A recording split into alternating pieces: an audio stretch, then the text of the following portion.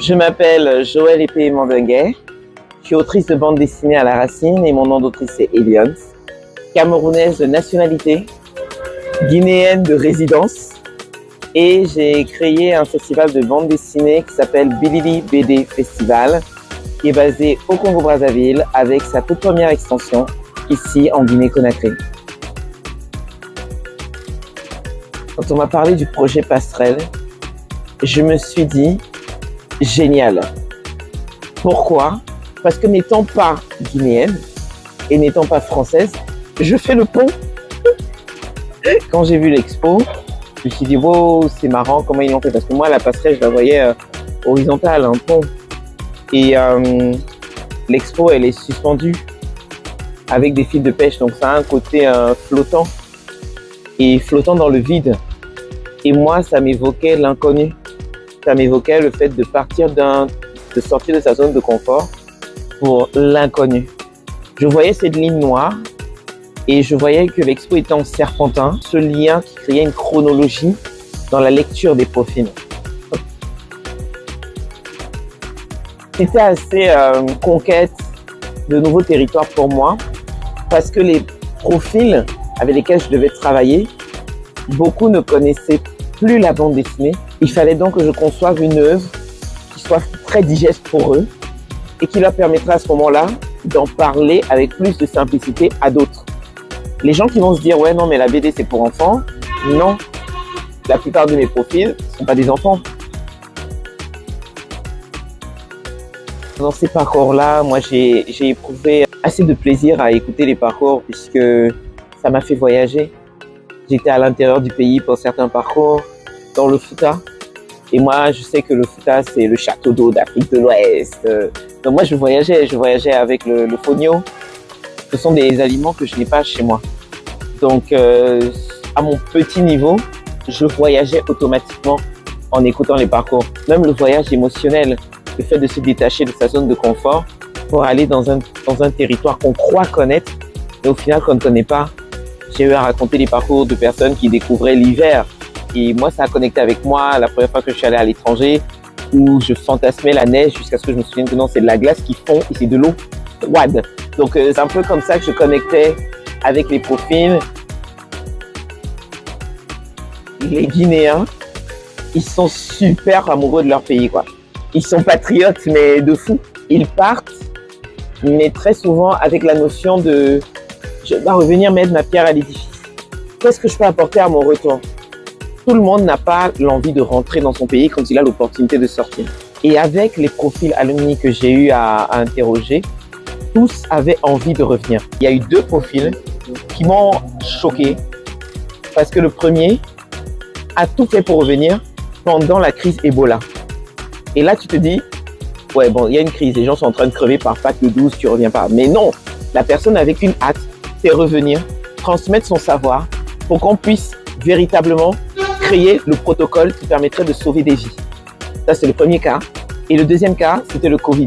C'est 2 profils de générations différentes. Donc, on peut dire que c'est vraiment ancré dans le citoyen guinéen que l'ailleurs est de l'enrichissement et pas de la destination finale, quel que soit le temps qui passe ailleurs. Les alumni remplissaient au préalable un formulaire. Vous êtes parti quand? Quels sont vos beaux souvenirs, mauvais souvenirs, tout ça. Quand j'ai reçu cela, c'était très froid. On a organisé des interviews et là, j'ai pu entendre les parcours de vie, les peurs, les doutes. Il y en a qui voyageaient dans des conditions relativement tristes, d'autres qui étaient euphoriques à l'idée de partir. Il y en a qui n'avaient absolument pas pensé voyager. J'avais accès à l'humain derrière la biographie et ça, c'était cool. Comment est-ce que je singularise l'histoire? Comment est-ce que je fais que l'étude de médecine de A est différente de l'étude de médecine de B? Quand j'écoute la personne, je vois où elle met sa passion. Concernant mes étapes de création, j'écris beaucoup parce que c'est le squelette, c'est l'ossature principale de tout ce que je vais faire. Lorsque je finis la phase d'écriture, je découpe. Dans ce que j'ai dit tout à l'heure, j'ai décidé de faire des vignettes qui fonctionneraient en unité, en bande de 3, en bande de 9. Quand je fais ce découpage au crayon, je fais mon ancrage et je retravaille tout à l'ordi pour ajouter de la couleur et du texte. qu'est-ce qu'on va dire, difficile ou intéressante et intrigante. Il y a par exemple eu ce profil qui est en train de se recentrer au niveau de sa foi musulmane. Et avec lui, on a eu des discussions sur la représentation du vivant. Et je pensais que ce n'était que le prophète qu'on ne représentait pas en islam. Et avec lui, j'ai découvert que ça peut aller beaucoup plus loin par niveau d'engagement ou d'implication de la personne concernée. Et moi, je fais une BD sur toi, mais comment je peux te représenter si j'ai... Mais comment? Et on est arrivé à des réflexions philosophiques comme quand on dit que le regard dans les yeux sont le miroir ou la porte d'accès à l'âme. Et il fallait maintenant trouver l'astuce pour supprimer son regard sans que ce soit une censure malaisante pour le lecteur. Et j'ai éprouvé tellement de plaisir à chaque fois qu'on me parlait de l'exposition Passerelle, de voir que les gens n'avaient même pas réalisé qu'ils ne voyaient pas les yeux de ce profil quand ils lisaient son histoire. Normalement, quand on a une opportunité pour voyager, c'est un sujet de joie, mais il a fallu traiter avec un profil la question du deuil. Je pars parce que j'ai perdu quelqu'un qui m'était essentiel. La suite du parcours a été enrichissante à différents niveaux et que quand la personne est revenue, ça l'a réconcilié différemment avec la Guinée. Le dépaysement, les conflits, la distance, la solitude peuvent pousser les personnes à avoir différents types de pensées. Et notamment, quand il y a beaucoup de pression, beaucoup d'enjeux, il faut absolument que je réussisse parce que si je réussis pas, je serai la honte de ma famille. Donc, il a aussi fallu traiter cette question-là. C'était intéressant parce que la complexité m'emmène à explorer différemment la façon à laquelle je veux traiter un profil en BD. Et mon challenge, c'est de rendre digeste l'information, simple, et que le lecteur ne reçoive pas toute la charge, mais qui connecte émotionnellement et qui se dise au final que lui aussi, s'il traverse ça, ça va aller. C'était vraiment très intéressant de travailler avec lui, parce que de base, je ne suis pas guinéenne, il est guinéen. Je vis en Guinée, il ne vit pas en Guinée. Et il faisait l'illustration, je faisais la bande dessinée sur le projet.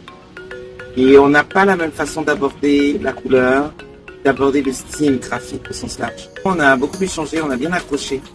Et en plus, au départ, il était là en tant qu'illustrateur.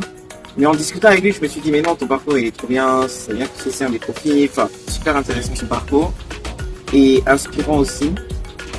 Parce que quand on parle de la question de l'exil ou de l'ailleurs, Bella fait partie de ces profils-là pour qui l'ailleurs s'est imposé, mais l'ailleurs n'est pas la destination finale. Je reviens dans mon pays, je communique avec mon pays, j'échange avec les gens de mon pays, et après la façon de faire les couleurs, on l'a fait très différemment lui et moi, et j'ai été obligé de saturer mes couleurs pour me rapprocher de ce que lui il fait, et lui il a fait un pas vers moi en allégeant et en simplifiant ses traits graphiques. Donc il y a une sorte de conversation concrète entre nous et Passerelle. Les gens vont circuler, ils vont voir des tranches de vie, des parcours de vie. Ça nous montre que le lien qui se fait entre la France et la Guinée, au travers notamment de Campus France et d'autres mécanismes de connexion, sont vraiment des liens pour construire des ponts. Le terme passerelle en soi n'est vraiment pas anodin à ce niveau-là.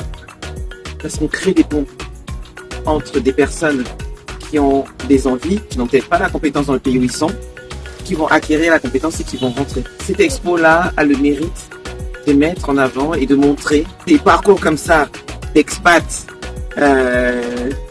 qui reviennent en ripat, qui ne regrettent pas d'être revenus, qui ont le visa pour aller et revenir. Ça rend les échanges entre pays beaucoup plus sains. Ça multiplie les opportunités de voyage, ça multiplie les opportunités d'échange et ça multiplie les opportunités de passerelle. Pour mon événement, le festival que j'organise ici en Guinée, j'ai le plaisir d'accueillir l'exposition Passerelle. Au-delà du fait que j'y ai travaillé, je trouve qu'elle est très cohérente avec la thématique du festival cette année qui est mémoire, héritage et patrimoine. Et j'ai rajouté quelque chose et je pense qu'au moment où on filme cette vidéo, la personne qui filme va découvrir ce que je rajoute parce que je ne lui ai pas dit. On a décidé d'ajouter un cordon noir physique qui va quitter de chaque élu pour renforcer le lien et conduire le public en serpentin d'une planche à l'autre. Donc il y a la suspension verticale et il y a le lien dématérialisé dans l'œuvre, parce qu'on ne peut pas toucher le lien. Et il y aura le cordon noir qui va relier les planches les unes avec les autres et qui respectera la chronologie. À toi, jeune public. À toi, public mature. À toi, public en voie d'expatriation. Parce que tu te dis que non, ta meilleure vie t'attend là où tu pourras faire tes TikTok. Et son passerelle est un must de toutes les expositions que j'ai le plaisir de présenter dans le cadre du Bulili Pop-Up. Je t'invite à te rendre dans la salle verte. Tu pourras sillonner entre les parcours inspirants. Tu pourras voir que la compétence que tu cherches à acquérir va non seulement aider ton pays, mais pourra faire rayonner la Guinée au-delà des frontières guinéennes. Pour toi qui pars en France et qui est en vacances de passage et qui réfléchit, est-ce que tu restes en Guinée, est-ce que tu repars, tu pourras voir que rentrer dans son pays, c'est toujours une très bonne idée.